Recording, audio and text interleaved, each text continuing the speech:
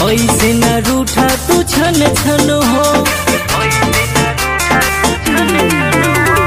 सुन राधा प्यारी खिया मखन हो, ऐसे न रूठा तू छन छन हो। बुझा राधा ये प्यारी बात हमारो दुलारी, तनी चिखे दाना मखन मलैया। कान्हा छोड़ो हमरे कलैया कन्हैया, कान्हा छोड़ो हमरे कलैया, कान्हा छोड़ो हमरे कलैया कन्हैया, कान्हा छोड़ो हमरे कलैया।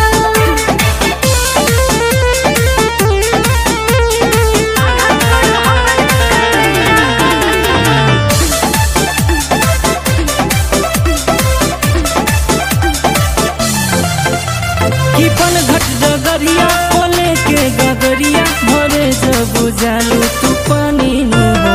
सुना बंसी धारी करना बरिया, जमीले हम तो हर कहानी दाना माखन खियाई न तो जिया ललचाई, हम बानी तोहर किसन कन्हैया।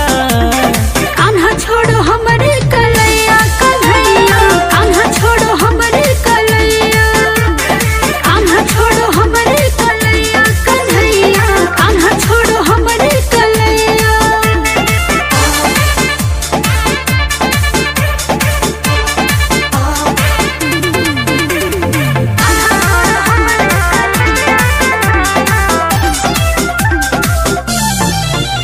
न हमके सतावा न ऐसे तड़पावा, कि होई हम आशिक माखन के हो।